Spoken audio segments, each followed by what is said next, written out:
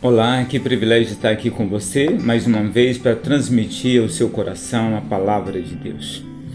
Eu agradeço o seu acesso às nossas redes sociais e eu oro para que Deus o abençoe ricamente. Estou orando por você, por cada pessoa que clica nesse vídeo para assistir, para ouvi-lo. Eu oro para que a presença de Deus esteja presente na sua vida, em nome de Jesus. Amigo, a palavra evangelho, ela significa uma boa notícia. E essa palavra foi usada, ela se referia a quando um rei, quando um monarca, o nascimento de um príncipe, uma boa notícia que o rei queria transmitir, então era um evangelho. E a palavra, as boas novas de Cristo Jesus, né?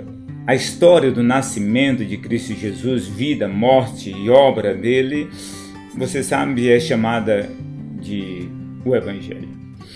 Pois bem, e esse Evangelho, né, conforme apresentado na Escritura Sagrada, ele é uma boa notícia, significa boa notícia, mas ela nunca começa com uma boa notícia. O Evangelho sempre começa com uma má notícia. Você pode tomar qualquer exemplo da Escritura Sagrada, qualquer exemplo, ou de uma salvação individual ou coletiva, e você vai ver que isso acontece sem sombra de dúvida. Vai sempre começar com uma má notícia. O Evangelho nunca começa dizendo ao ser humano, Deus ama você. Não, ele não começa assim. Ele sempre começa dizendo, amigo, você está em um beco sem saída, né? Você está arruinado, você está perdido. É assim que o Evangelho começa. E isso pode ser claramente visto na carta de Paulo aos Romanos. A carta de Paulo aos Romanos é uma síntese, se nós precisássemos de sintetizar o Evangelho em apenas um livro, pois então aqui está, a carta de Paulo aos Romanos. R.C. Sproul diz que essa carta ela é tão simples que até uma criança é capaz de compreender o ensino que ela transmite.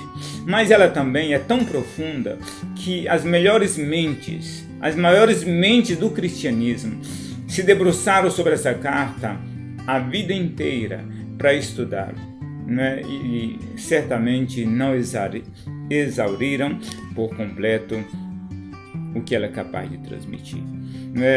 Continuamos fazendo isso até hoje. E nessa carta, nos capítulos 1 e 2, por exemplo, o Paulo começa mostrando a condição desesperadora em que o homem se encontra, sem poder salvar-se a si mesmo, sem poder encontrar o caminho de volta para Deus. O homem está perdido e ele precisa voltar-se para o Senhor.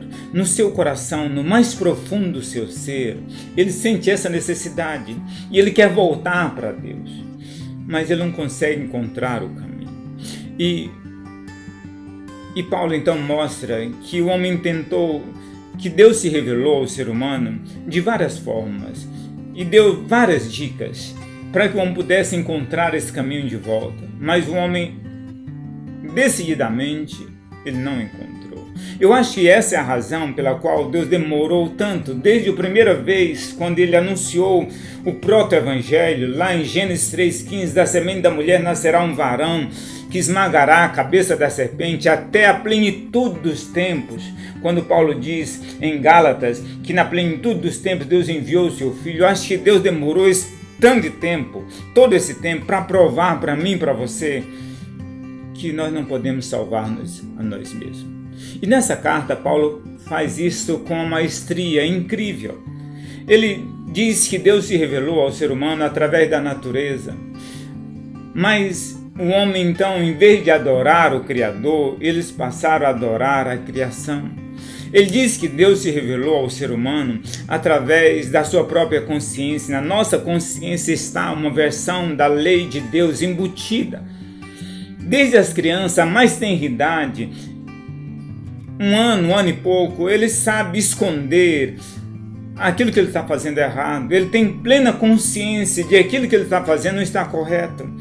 Essa é uma versão da palavra de Deus. Ele tem consciência do certo e do errado, desde a mais tenra idade. A Bíblia diz também que Deus se revelou ao ser humano através dos oráculos de Deus, da palavra de Deus escrita. Veio e falou com o ser humano. E, no entanto, esse ser humano, ele não conseguiu cumprir as exigências que Deus colocava nessa lei.